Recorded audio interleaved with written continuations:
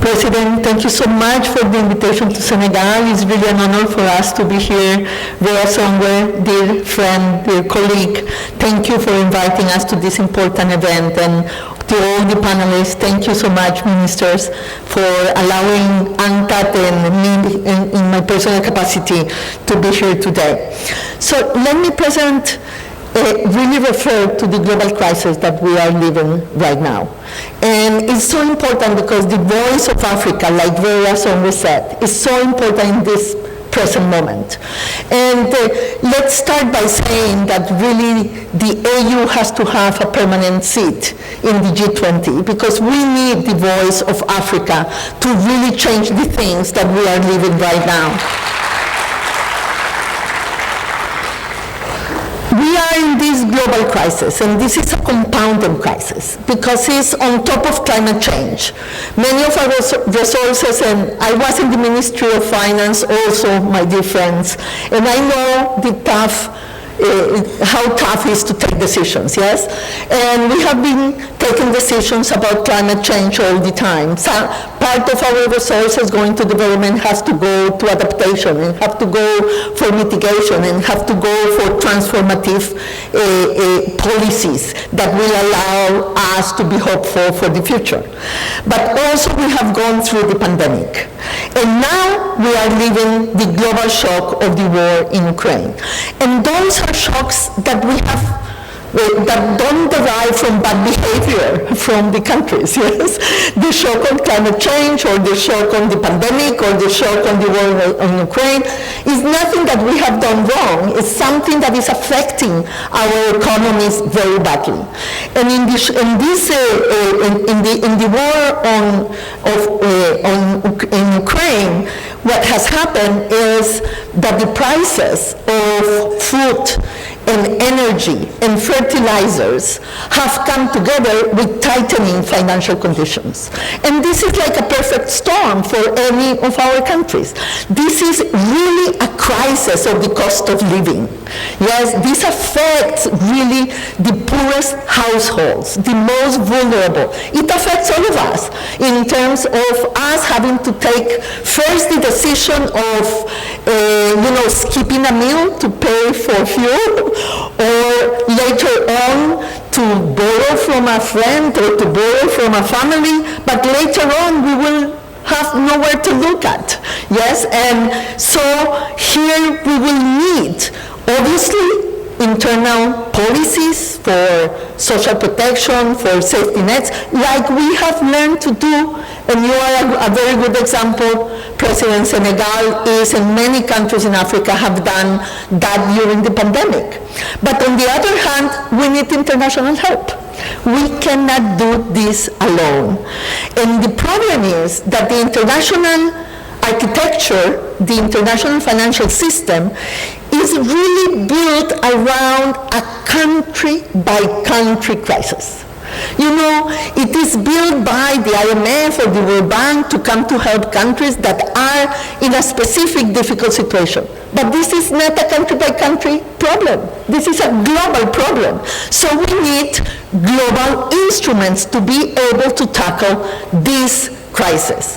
And that's why the Secretary General of the UN, as you know very well, the President, he has put together this global crisis response group to try to tackle and cushion the blow on the developing countries of what is happening. And the first thing that this crisis group did is to really raise the visibility of how global this is. This is not only about Ukraine or Russia or the countries around it. This affects, according to our estimates, and here I have to thank really very much Sister Vera Songwe, because we have been co-leading the finance work stream in the crisis group. And we have estimated that more than 100 countries will be severely affected by one of the dimensions of the crisis. Be this food prices, be this energy, be this financial tightening conditions. more than 100 countries, more than 1.7 billion people are vulnerable to this crisis. So the first thing is to raise the visibility, because really there are many parts of the world that are not feeling the brunt of this crisis. This is a crisis in the developing countries. This is a crisis of the net importers of food and fuel.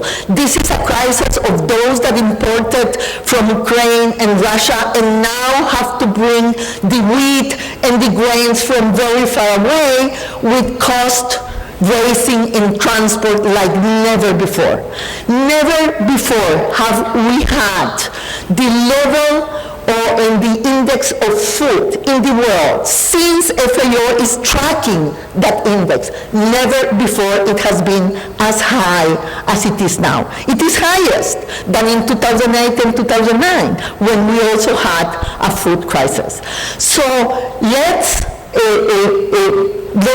think about it. Let's make it visible. Let's really advocate for the world to bring the instruments that we have at hand to really help cushion the blow and help the developing countries not to enter into a spiral of inflation, debt defaults, and tightening financial conditions.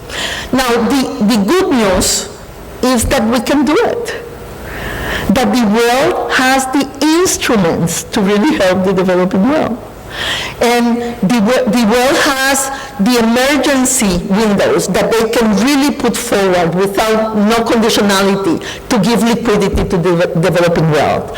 The world has the instruments to really help on the debt relief and debt restructuring that many countries will need. We need to extend the debt suspension initiative that was finished at the end of December last year and has not been extended. And we need to extend it. And as the African countries and the African ministers have said, we have to extend the maturity of the debt so when the DSSI is over, you don't have to pay everything at the same time. Yes? We need to make the common framework really workable for the countries that need it. For the time being, we need more flexibility. And we need to extend the common framework for debt relief because the middle-income countries are really hurting.